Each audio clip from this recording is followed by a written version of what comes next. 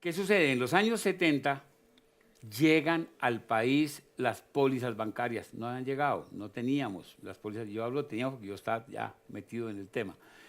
No teníamos conciencia de la existencia de las pólizas que amparan los seguros de pólizas de seguro de global bancario, y mundialmente esas pólizas no operan por ocurrencia en cuanto se refiere al riesgo de infidelidad, o sea, de apropiación indebida por los empleados del banco de dineros o bienes de la entidad financiera.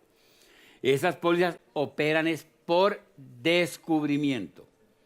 Entonces, el asegurador que debe indemnizar es el asegurador que tenga vigente la póliza cuando se descubre que ha habido el siniestro. No cuando ocurre, porque muchas veces ni siquiera sabe cuándo ocurre. Muchas veces es un hurto continuado. Es una persona que ha venido a través del tiempo hurtando y que finalmente se le sorprende, ¿no? Y entonces o no se sabe cuándo empezó o ha sido transcurrido varias vigencias. Entonces, con un sentido pragmático, los anglosajones digo, no, que ampare el que tenga la póliza cuando se descubre. ¿Ok? Entonces se conciben bajo descubrimiento y encontramos en Colombia que nos llegaban los clausulados de Inglaterra y que a la luz del 1054 que expliqué no era posible. No era posible porque decía que el riesgo putativo no es asegurable, ¿no? O sea que el desconocimiento de si ha habido o no ha habido siniestro no era razón para poder otorgar cobertura, y esas operaban así mundialmente. Entonces, se logró finalmente, a través de la Ley 35 de 1993, institucionalizar el seguro por descubrimiento. Artículo 23 de la Ley 35 del 93. Ese artículo 23 de la Ley 35 establece textualmente que, voy a leerlo, el artículo 23 dice: riesgos de la actividad financiera en los seguros que tengan por objeto el amparo de los riesgos propios de la actividad financiera. Se podrá asegurar mediante convenio expreso hechos pretéritos cuya ocurrencia es desconocida por el tomador o asegurador. ¿Ok? Entonces, ahí se genera como excepción a la norma del 1054 la posibilidad y se institucionalizan los amparos por descubrimiento. Y creíamos que ya, con eso habíamos superado el tema.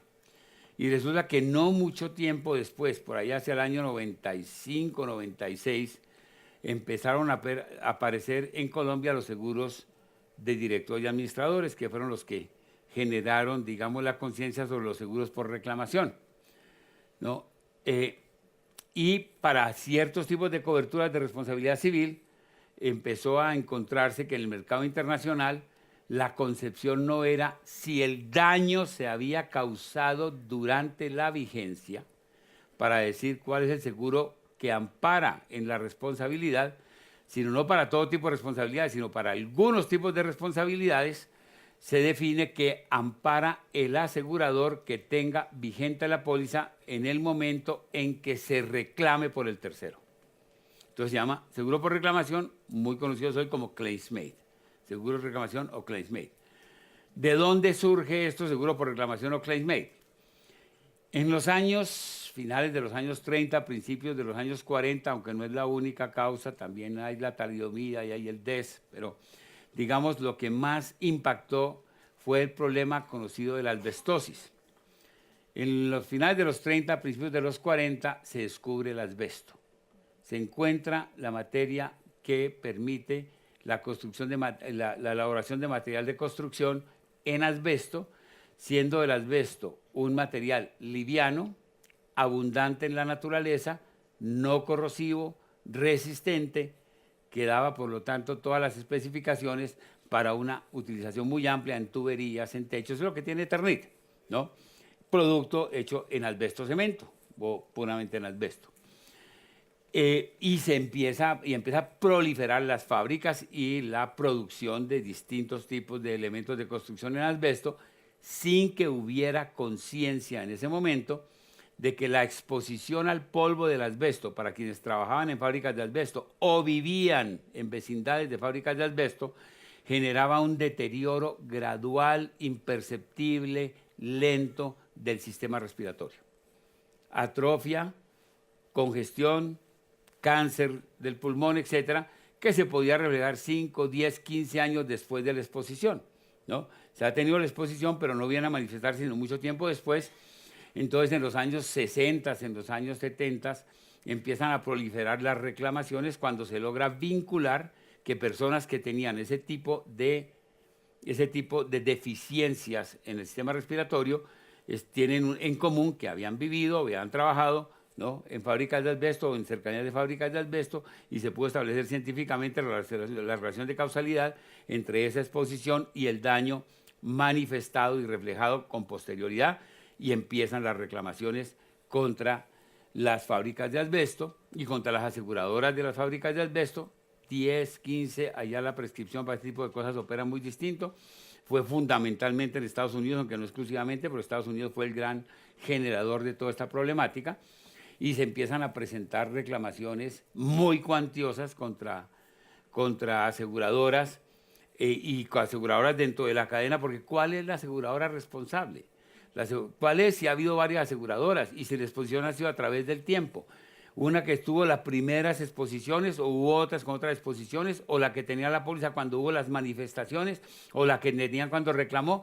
Ahí se generaron muchas discusiones sobre ese tema, y adicionalmente aseguradoras que habían dejado de otorgar las coberturas terminaron condenadas cuando hacía 10, 15, 20 años habían otorgado las pólizas, ya habían repartido dividendos, habían cambiado accionistas, etcétera, y se han presentado traumas muy grandes.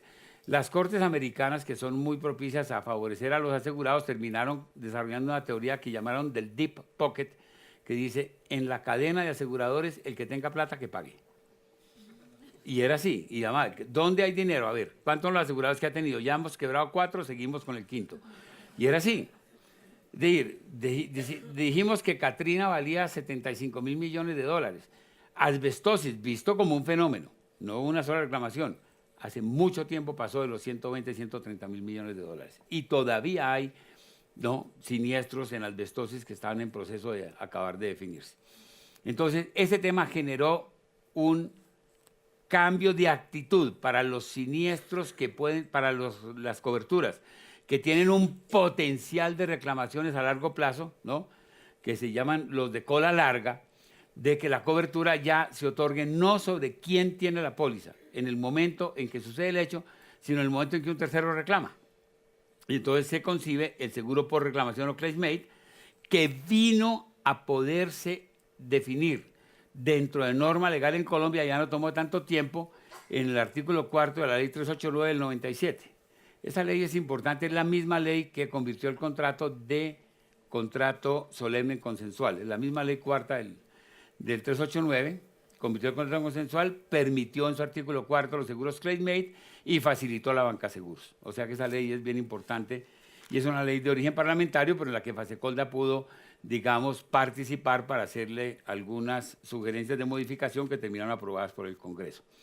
Entonces, el artículo 4 de la ley 389 de 1997 dice lo siguiente.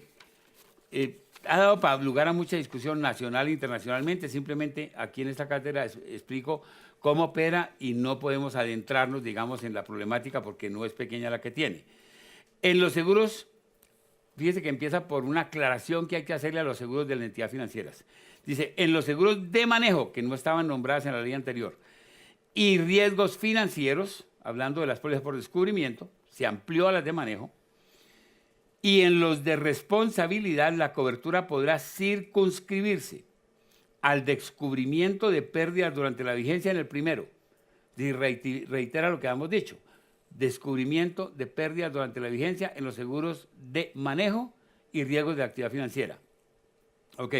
Y a las reclamaciones formuladas por el damnificado al asegurado o a la compañía, el damnificado, el perjudicado, a la compañía durante la vigencia en el segundo, así se trate de hechos ocurridos con anterioridad a su iniciación.